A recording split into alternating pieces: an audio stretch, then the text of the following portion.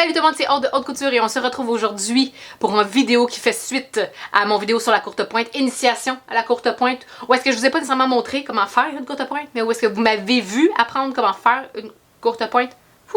Aujourd'hui, on fait un coussin courte pointe ensemble. Je vous montre comment créer une étoile avec la technique de courte pointe et on va pouvoir partir ça maintenant.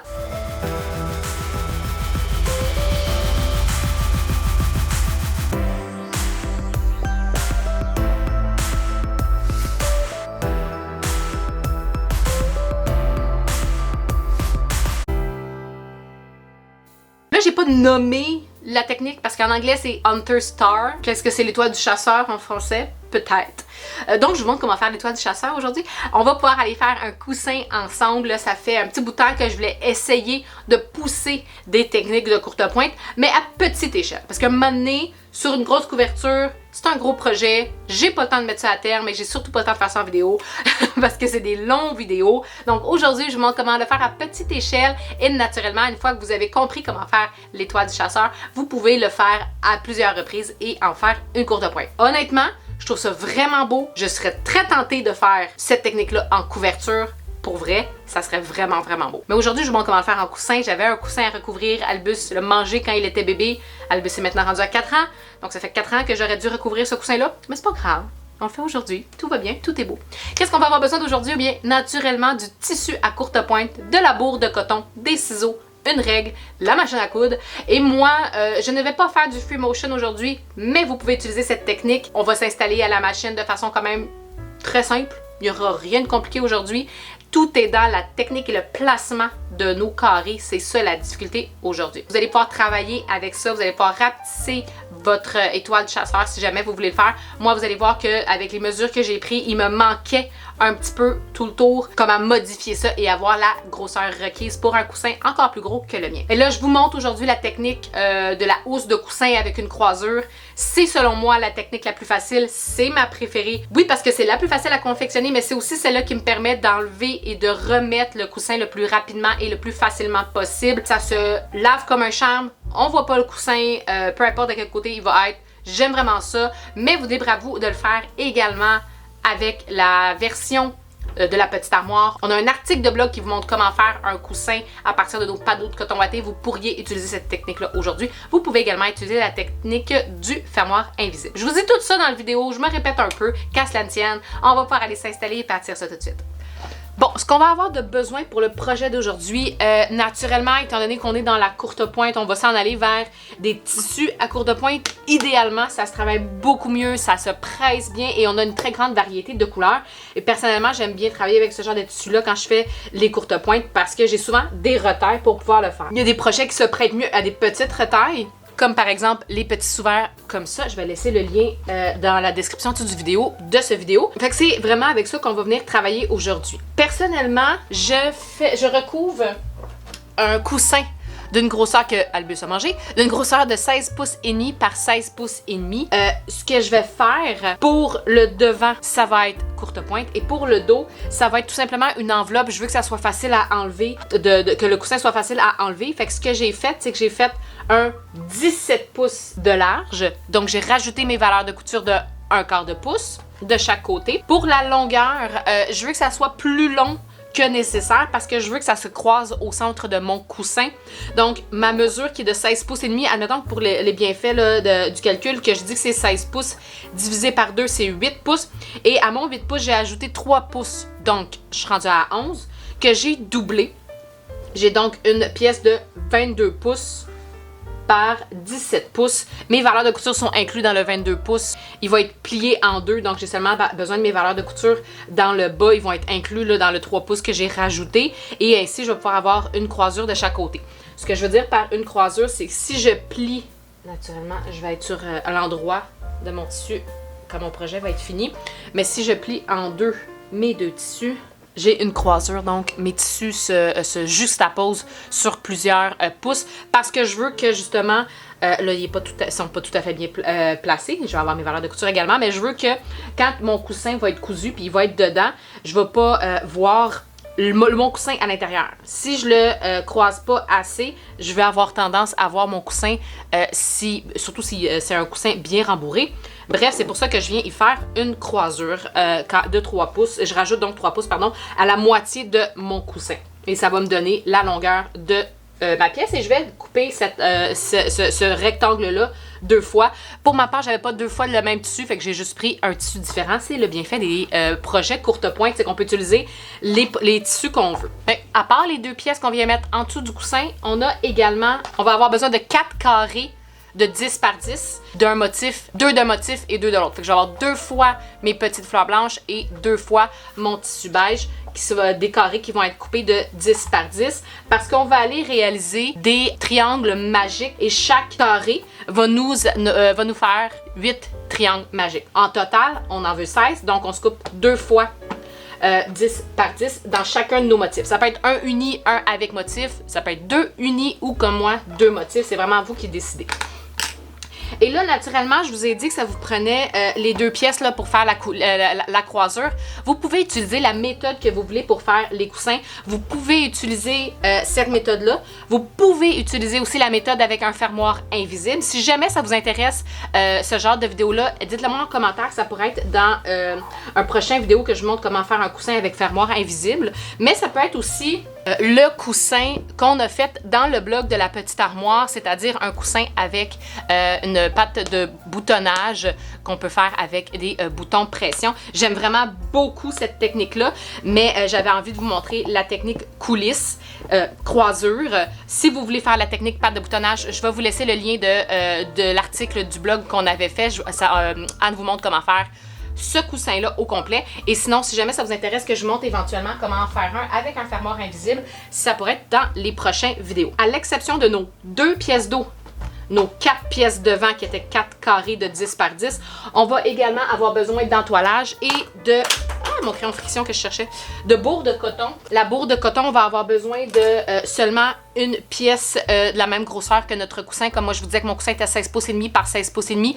Je vais donc avoir besoin d'un carré de bourre de coton de 17 par 17. Je le coupe pas tout de suite parce que j'aime bien le couper un petit peu plus grand, un peu plus grossièrement. Placer mon devant de coussin, aller faire, si je veux faire du free motion, si je veux faire des surpiqûres, aller faire ça et ensuite aller couper. Et j'aime bien le faire aussi avec de la colle, c'est un petit truc que j'apprécie. Fait que ça, je vais venir le couper tantôt. En ce moment, la technique que je vous montre pour faire les carrés, les triangles magiques, pardon, ça va me donner un carré plus gros que ce que je veux pour mon coussin. Je vais l'adapter en conséquence. Si vous, votre coussin est plus gros, vous pourriez rajouter des bandes rectangulaires de chaque côté ou vous couper des carrés de 10 par 10 plus gros, donc par exemple de 12 par 12, pour avoir un carré plus gros. En ce moment, je vais donc couper 4 fois 10 par 10. On va regarder en bout de ligne, ça nous donne un carré de combien, ça va vous donner une référence. Donc, je vais vous montrer comment aller faire les triangles. La première étape va être de venir se mettre endroit contre endroit mes 2 carrés de 10 pouces par 10 pouces. Personnellement, je les ai déjà entoilés. On va créer beaucoup de coutures, beaucoup de coupes. Je veux renforcer mon dessus de coussin. Je veux pas que au fur et à mesure qu'on s'appuie dessus, qu'on l'échappe par terre, qu'on met de la pression parce qu'on s'est à côté dessus ou assis dessus. Ben, je veux être sûre que mon tissu va braver l'épreuve du temps. Donc, je suis venue entoiler mes 2 pièces préalablement d'un entoilage thermocollant tissé. Je me mets donc endroit contre endroit, motif sur motif, avec ma règle et un crayon friction. Fait que je vais venir mes 2 diagonales, rejoindre les 2 opposés pour me faire un genre de gros X.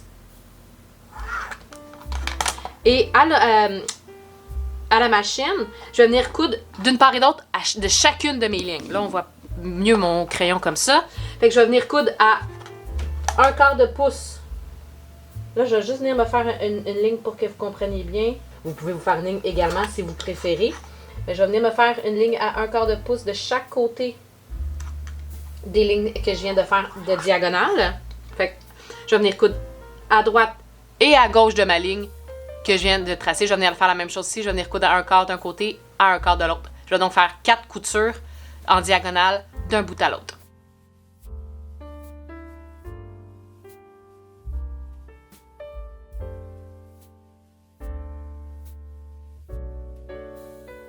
je suis venue coudre à droite et à gauche de chacune de mes lignes.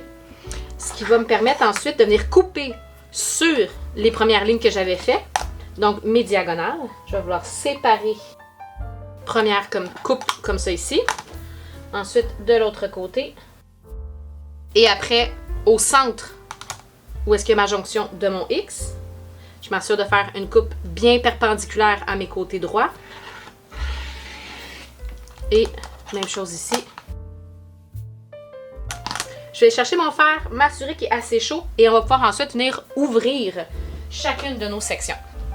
Le fer est assez chaud, on va pouvoir presser. Fait que c'est une technique, en anglais, je sais qu'il y a un terme, je pense que c'est le Magic 8 Triangle. Fait que ça serait les 8 triangles magiques.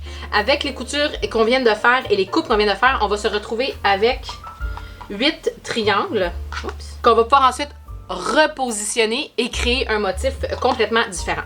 Fait que je vais pouvoir venir les presser valeur de couture.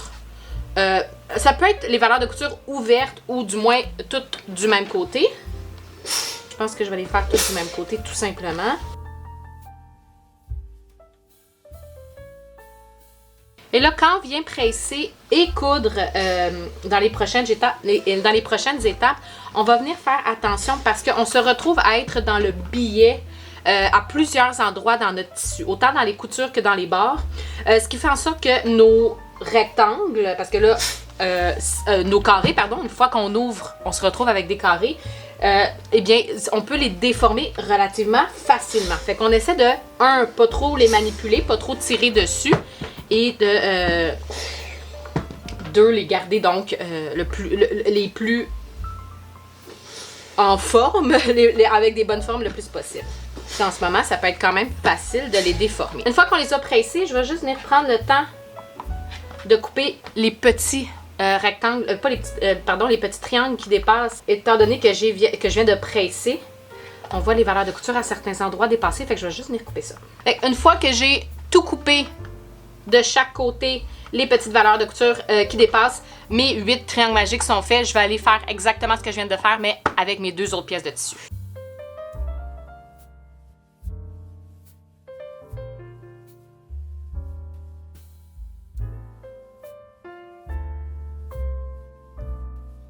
Fait que maintenant, je me retrouve avec 16 petits carrés avec des triangles. Et c'est à ce moment-là qu'on va pouvoir venir recréer notre motif. Fait que pour l'instant, je vais juste venir placer 4 par 4.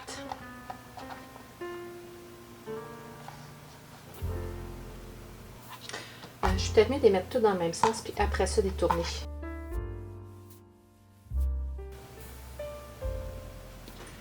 J'ai tout mis dans le même sens mes carrés. Vous pourriez venir le faire comme ça. Rendu là, c'est à vous de décider quel genre de motif vous voulez avoir. Mais moi, personnellement, je veux recréer l'étoile.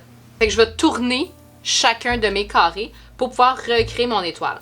Je vais tourner pour que mon carré beige. Fait que si vous avez mon triangle. Si vous avez un triangle plus foncé que l'autre, référez-le comme étant le mien, le beige. Puis je vais venir tourner une fois. Les 2 autres à côté, je vais venir tourner 2 fois. Fait que 1, 2, 1. Lui, je vais le tourner une fois. Et lui, je vais le tourner 3 fois. Fait que 1, 2, 3. Lui, je le laisse comme ça. Et je vais venir tourner lui de 1 et 2. Ensuite, ici, je le laisse comme ça. Je le tourne de 2, 1, 2. Je le tourne de 1. Je le tourne 4 fois. 1, 2, 3. C'est pas vrai, je le tourne 3 fois. Celui-là, je le tourne 3 fois. Je le laisse comme ça, je le laisse comme ça. Ensuite, 1, 2, 3. 1, 2, 3. Fait, le plus foncé des deux, en bas à gauche, en bas à gauche, en haut à gauche, en haut à gauche. En bas à gauche, en haut à droite, en bas à droite, en haut à gauche. Ensuite, en bas à droite, en haut à gauche, en bas à gauche, en haut à droite. En bas à droite, en bas à droite, en haut à droite, en haut à droite. Quand je dis à gauche ou à droite, c'est le coin que j'ai. Fait que je suis du côté gauche de mon carré, puis ici, je suis du côté droit de mon carré. Fait que en ce moment, mon motif est recréé. On le voit pas tout à fait parce qu'on n'a pas encore cousu avec nos valeurs de couture.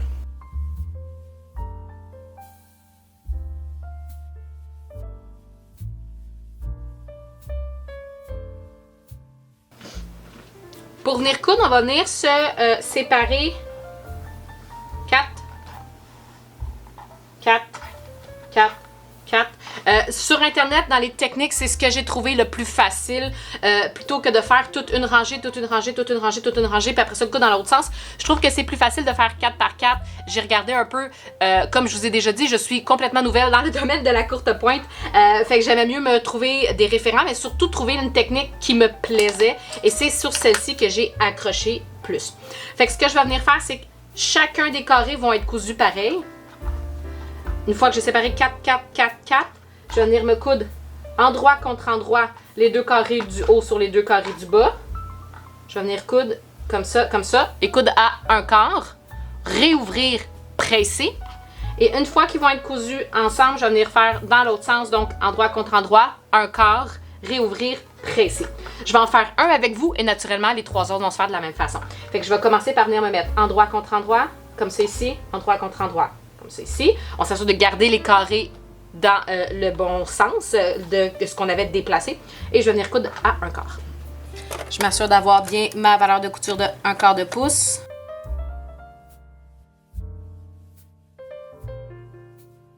Une fois que j'ai cousu, celui-là va pas là, celui-là va ici. Celui-là vient comme ça ici. Une fois que j'ai cousu dans ce sens-là, je vais juste venir presser.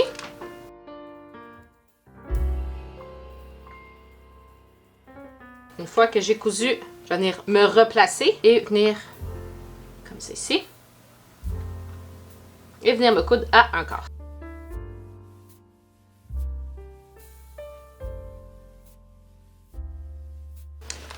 Je vais venir presser ce que je viens de coudre. J'ai mon premier carré de fait. Ce qui est important, c'est quand on a des jonctions, de venir s'assurer qu'on est à la bonne place, c'est-à-dire comme ici et ici. Quand je vais venir me coudre, je vais m'assurer que ma valeur de couture passe ici, puis que je sois bien alignée pour que j'aille une ligne droite là où est-ce que j'ai mes jonctions. Même chose dans l'autre sens, naturellement, mais je m'assure donc d'être à la bonne place. On peut se mettre un épingle pour s'aider. J'ai fait mon premier carré. Tous les autres vont venir se faire de la même façon. Je vous suggère de soit prendre en photo ce que vous venez de faire, ou naturellement, vous pouvez vous référer aux vidéos que vous êtes en train d'écouter, mais d'y aller vraiment un à la fois et de vous mettre un épingle là où vous voulez coudre. C'est-à-dire que ici, je vais venir me mettre endroit contre endroit et je vais venir coudre ici. Je me mets un épingle pour me souvenir que c'est là que je veux coudre. Parce que si je m'en vais à la machine puis je couds ici, j'ai plus le bon sens de mes carrés. Je vais venir faire la même chose ici. Ouvrir mes valeurs de couture. Une fois que ça va être ouvert, venir faire ma couture dans l'autre sens. Et je vais venir faire un à la fois pour ne pas me mélanger dans mon placement. On va faire ça donc pour les 3 sections restantes et on se retrouve après. Déjà, on peut voir l'étoile qui prend sa forme. Et les prochaines étapes, mais c'est comme chaque petit carré qu'on a fait, mais avec les 4 grandes sections.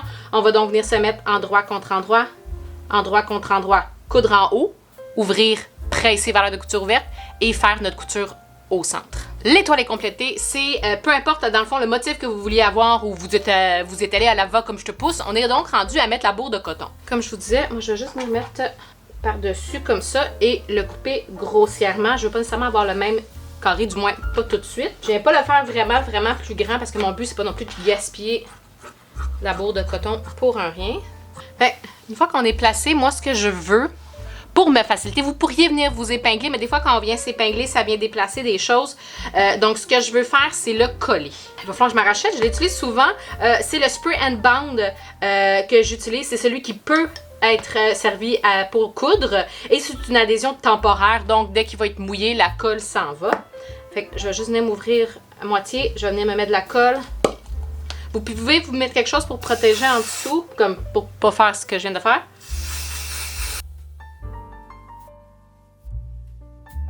Nettoyer, ça s'enlève quand même facilement avec de l'eau, mais quand même.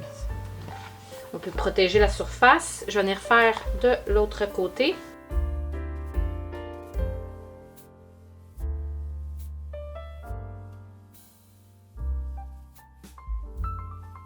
mettre de la colle vraiment à chaque centimètre carré, mais on essaie d'en mettre le plus possible pour que tout se tienne en place. Et là, à partir de maintenant, c'est comme vous voulez. Vous pouvez y aller de surpiqûre constante ou venir faire du free motion un peu partout.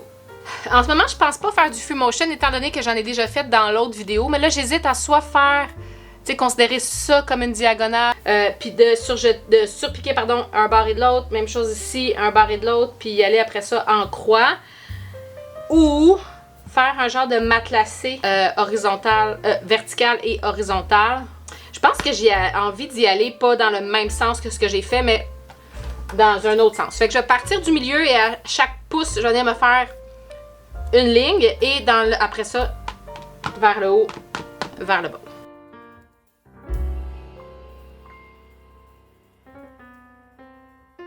Je suis en train de me dire que je pourrais utiliser aussi mon guide. Je pense que c'est ça que je vais faire. J'ai un guide qui va sur ma machine.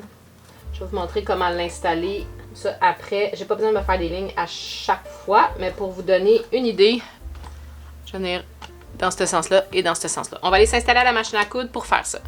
Je vais venir enlever ça ici pour pouvoir venir mettre la table. J'ai pas besoin d'enlever mes griffes parce que je m'en vais pas en free motion. Pour pouvoir mettre mon guide, ça me prend mon walking foot, mais de toute façon, je vous dirais que le walking foot peut être extrêmement intéressant ici, en courte pointe, surtout quand on fait des surpiqûres naturellement, que c'est pas en free motion. C'est très intéressant. Fait qu'on va venir s'installer le pied à double entraînement, comme ça ici. Et là, je vais pouvoir venir insérer celle-là. Je pense que oui. Je pense que lui, il va mieux aller en ce moment. Oui. Je vais venir ensuite prendre mon projet. Je vais allonger mon point. Puis, oups, là, mon tissu est très collaboratif. Parfait. Je vais venir m'avancer. Puis, une fois que je vais être assez avancée, je vais venir placer sur ma ligne repère le bras qui va m'indiquer où est-ce que je veux aller.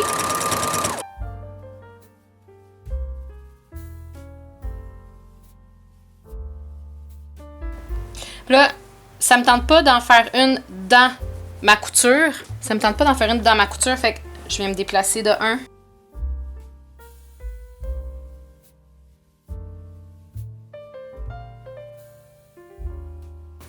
Fait que je suis partie du centre.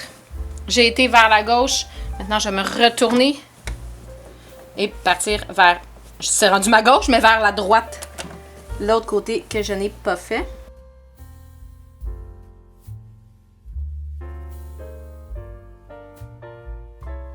Mes surpiqûres sont faites. Je sais pas si on la voit super bien en caméra. Et là, je vais être prête à venir couper l'excédent.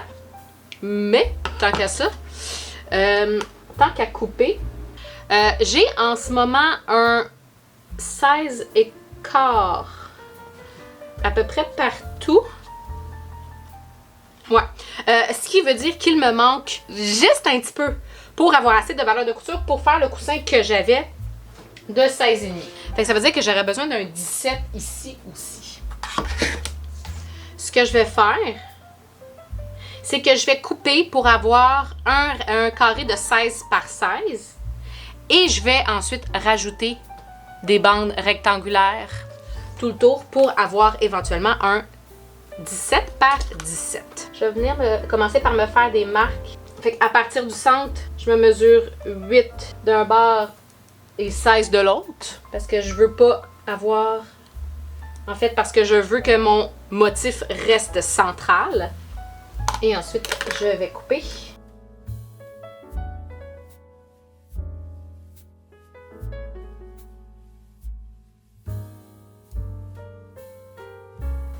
Fait que j'ai mon carré de 16 par 16.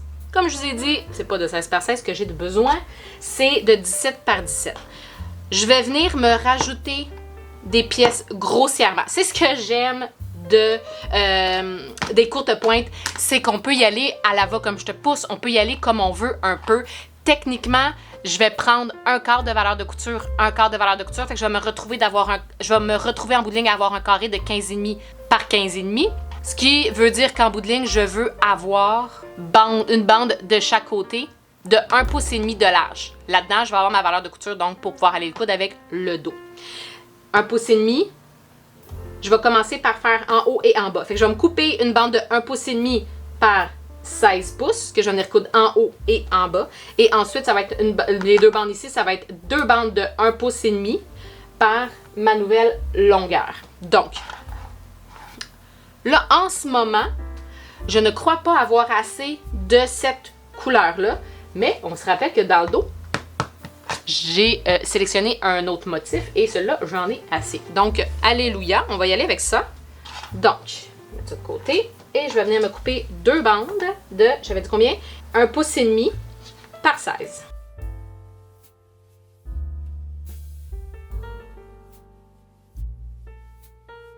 Là, je pense que je les ai coupées un petit peu plus longues, ils sont pas de 16 pouces, mais c'est pas bien grave. C'est la beauté de la chose, encore une fois.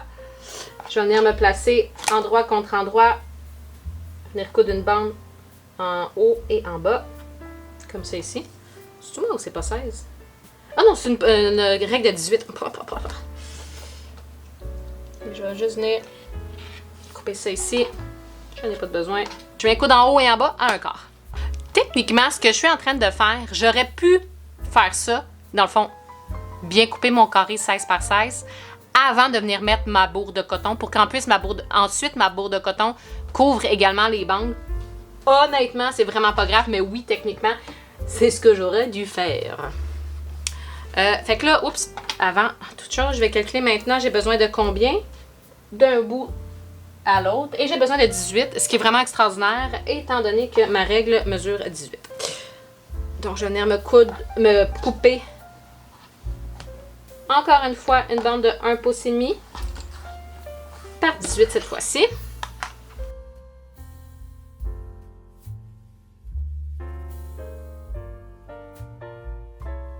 C'est comme ça. Et je vais venir coudre, comme je viens de faire avec les autres bandes, en haut à un quart et ici à un quart. Et après, ce que je pense que j'ai oublié de vous dire, c'est que j'ai pressé mes valeurs de couture vers les bandes rectangulaires que je viens de coudre. Vous allez pouvoir faire ça également.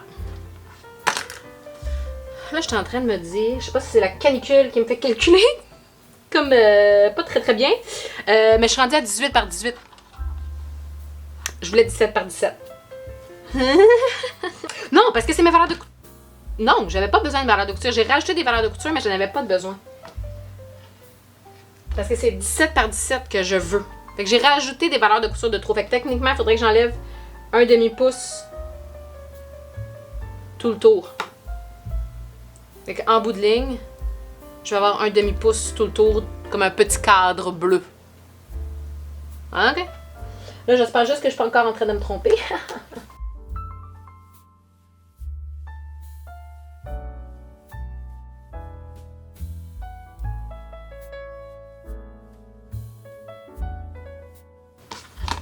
Bon, fait que j'ai,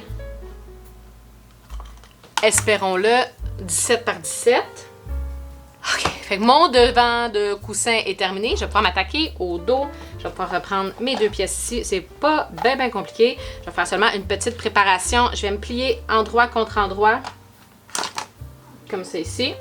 Et je vais venir presser là où est-ce que je viens de plier pour avoir un beau bord franc. Ensuite, je reprends mon devant. Et là, si vous voulez avoir une ou deux ou l'autre couleur de plus libre à vous, je pense que je veux plus de beige. Fait que je vais mettre mon beige en premier. Comme ça ici. Et je vais mettre mon bleu après. Dans le haut. Et là, c'est ce que j'ai plié, ce que je viens de presser est ici. Fait que mes barres francs sont sur les trois autres côtés. Même chose comme ça ici. Fait que j'ai une croisure de 6 pouces, si je ne me trompe pas, étant donné que j'ai rajouté 3. Exactement. Là, je vais juste me retourner pour bien placer. Pour m'assurer que tout est bien placé. Je vais venir m'épingler. M'assurer que je suis bien barre à barre tout le tour. Là, ici, mon... Je vais me placer ici, il est un petit peu plus grand. Je vais l'ajuster.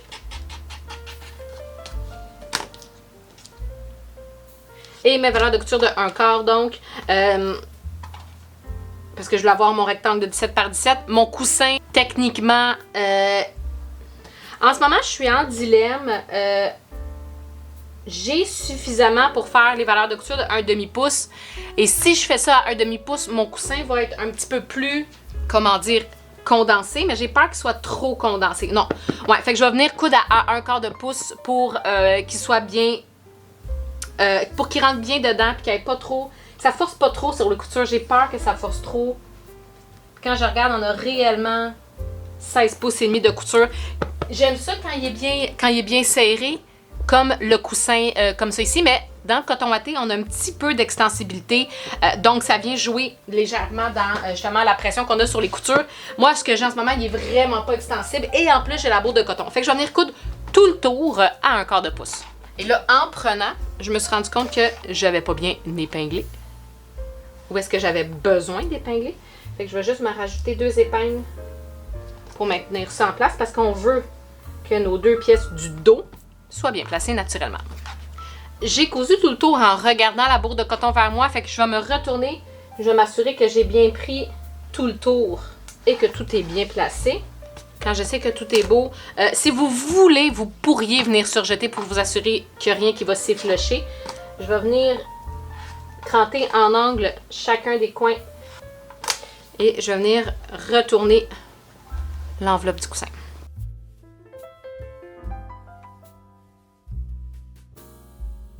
Là, je pourrais venir presser tout ce que je viens de coudre, tout ce que je viens de coudre. Et voilà. Et là, mon autre coussin, si je me trompe pas, ouais, il n'y avait pas d'ouverture, fait qu'il va falloir que j'enlève, que je coupe. Et je vais vous avouer qu'il était tellement sale que ça me fait pas vraiment mal au cœur. Je pourrais garder le tissu, remarque.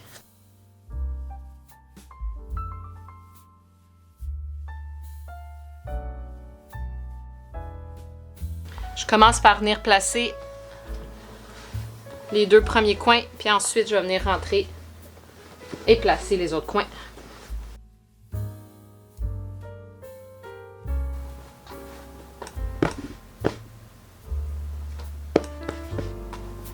Et voilà.